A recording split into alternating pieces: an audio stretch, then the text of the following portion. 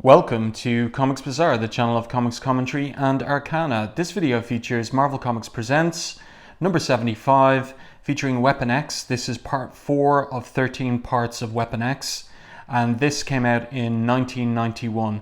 So another great cover here by Barry Windsor-Smith, penciling, inking, and probably coloring this too. And we've got a scene from inside the comic, Wolverine trapped in these wires and struggling to get free. So let's open this one up to the credits page and the first page of the issue. So Weapon X is over here.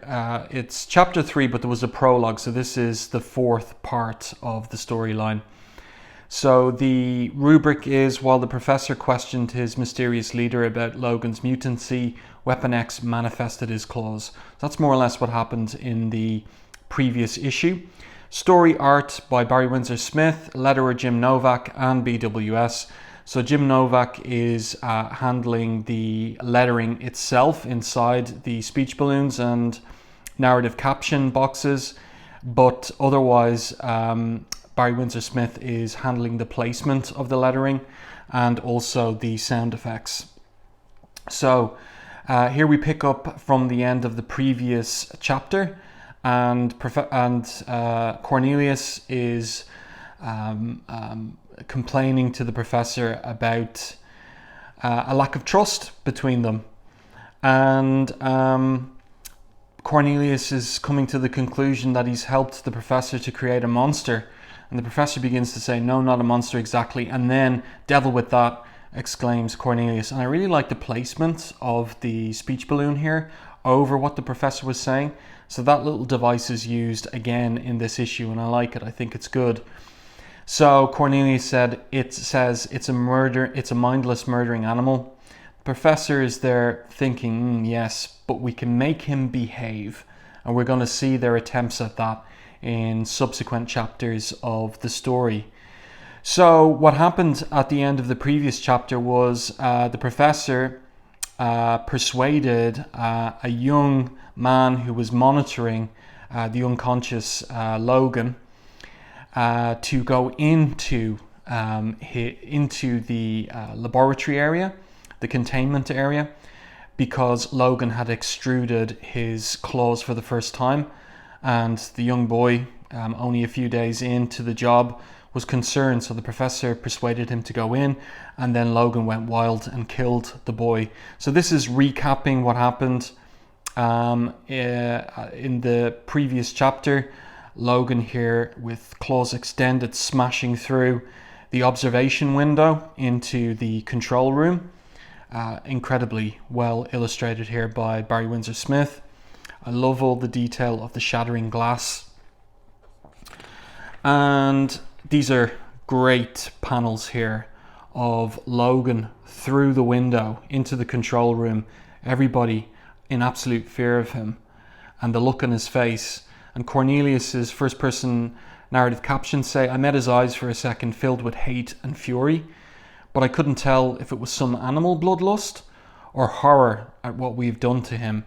And so of course the professor in particular has a very dehumanizing perspective on Logan, simply concerned to use him for the success of Experiment X. And then Logan collapsed, and because of he'd torn away from the life supports that were keeping him upright. And Cornelius says he observed those terrible knives sunk back into his body, and I thank God for my fortune. Great vertical panel here of Logan unconscious and almost bound by the wires, all the different colors. And basically the professor says to Cornelius, as Logan is being carried away, bound by the wires, by these security men, armed security men, that it's time perhaps to induct you further into my program, but I will require your explicit trust. Do I have that, Cornelius, he asks, as the life supports are reattached to the unconscious Logan. And just a detail of Barry Windsor-Smith's colouring stands out on this page, and that is that the way he colours flesh, it's not just a simple kind of peach pink color, but he's using blues and he's using purples and even green and olive and a bit of yellow there on the side of the professor's head. And that is one of the things that a person is taught in art class, that flesh isn't flesh colored, that if you really look, you can see all different other kinds of colors that are being reflected and absorbed by the skin. And Barry Windsor-Smith doing a great job here of showing of his, like, in respect of his color decisions, not just going for a blanket peach pink flesh tone. And I also really like the choice here of the magenta that makes Logan's body pop. And of course, as I've said on these videos about Weapon X, the story before, Barry Windsor-Smith's command of anatomy is tremendous, just truly tremendous. So let's continue with the story. So I like the panel to panel flow here of Cornelius thinking about whether he trusts the professor or not. And as he comes around to saying, I trust you, the shadow over his face grows. So he goes into almost a complete shadow here at the point that he says he trusts the professor. And the professor says, thank you for that. And Cornelius says, you're welcome, sir. But he's spoken over by the professor. The professor isn't really 100% concerned about Cornelius's trust. And of course, the professor is egotistical too. And so he gives Cornelius a little lecture presentation about Homo superior. So Cornelius doesn't seem to know much about it, as in master race or something, he asks. And the professor says, to some extent, but no, I mean mutant, as he plays footage of Logan going berserk on the computer scanners. So the professor says, mutants aren't human, Dr. Cornelius, they are Homo superior. Logan is not human, he is therefore Homo superior. Look here, what do you see? And Cornelius sees a wild beast that was once a man. And here we go, this is our image from the cover, more or less, an interpretation of this image. Logan bound like a beast, like a slave. And the professor demurs and says, our friend Logan has come into his own at last. Because he was a man, he is a man as ever he was, but his subconscious is stripped bare, cut from his very soul and scored to the bone. The experiment, and Cornelius has a question about the knives. He says, are you saying the experiment mutated Logan into this infernal thing? And I love the way that Windsor-Smith, draws Logan upside down in these shots from the computer screen. It is evocative and conveys the confusion that Logan must be experiencing in this kind of bestial state, because of course he doesn't speak, he hasn't spoken at all. And the professor explains, you must understand that this infernal thing is what Logan has always been. A determinedly violent individual pummeling his way through a purposeless life. One day distinguished from the next only by the changing patterns of bruises and blood from last night's drunken fights. But then, inexplicably, the wounds are healed and gone before noon and his first beer. I doubt if he even suffered hangovers. So the professor, very supercilious regarding Logan's life and what he was doing with his life, and thinking that he's done him in some respects a favour. And he continues and says, all his years Logan has endured this, suffering a destiny that tore at him from his guts outward, battling a fate decreed him by nature. He became a government agent and was ideally suited to the danger of the work. He had nothing to lose, not even his godforsaken life, and we saw that in the prologue. Shot, stabbed and beaten in the course of duty, recklessly seeking the honour of dying for his country. How pitifully desperate he must have become, yes indeed. And here he gets to the nub of it. But now his demon is free, released by the intervention of Experiment X. Thus, the double id is supplanted by the superego, and all of Logan's primal instincts are focused and resolved. So the professor here, as I was saying earlier, thinks he's done Logan a favour, allowed Logan to become what his destiny was.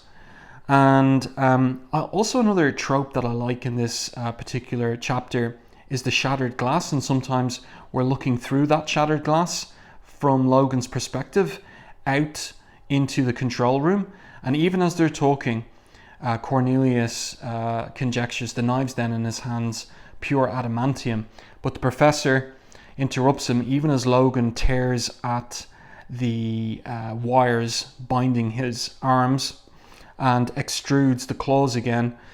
The professor says to Cornelius, "Have you not heard a word I've said? They're not knives, Cornelius, they're claws." And you know, it seemed in the previous chapter that they were bone claws originally, laced with adamantium. And I like here another detail of Windsor-Smith's art is the degree to which the wires are constricting Logan's flesh here. You can see it curving around the wires, biting into his arms. That is really, really well drawn by Windsor-Smith. So as his claws pop and he tears at the wires binding him, the professor hits the security alert button and gas is blasted into the room and Logan's knocked out. And Cornelius, you know, saw his life flash before his eyes in that moment, and here's Logan once again unconscious. So Cornelius asks once again, he's still human in some way, isn't he? In some way, responds the professor. Here we are, last page. Great layout on this page, these 3 vertical panels, really well designed and drawn by Barry Windsor-Smith. So we're kind of got a top-down angle on the professor. Look at his hand resting on Cornelius's shoulder. They're still reviewing the video footage from earlier. And the professor says, "But your earlier description was more apt, perhaps. A mindless murdering animal, I believe you said." And Cornelius says, "Guess so," in response. And the professor says to him, "And this is why I'm depending upon you, good doctor. Logan must be restructured now, trained, then programmed. You can do all of this. Manipulation of the mindless, Dr. Cornelius. It is your calling." And the question for us, and again we've got this upside down angle on Logan, but his eyes open. Is he mindless? How much of him is still in there in pain and observing what's going on and his captors and what they're doing with him and their plan to program him as a weapon. Weapon X, of course. Amazing art on this page. Look at the perspective here. Again, this is on the video screen. So we've got the curve of the video screen. We've got the foreshortening going on here on the body as we look up his trunk and torso up towards his head there. Tremendous work by Barry Windsor-Smith. So I do hope that you enjoyed this review and commentary on Weapon X, Chapter 3, but Part 4 of the storyline from Marvel Comics Presents number 75. If you did enjoy this review, please like the video on YouTube, and if you haven't done so already, subscribe to the channel and stay tuned for more content like this.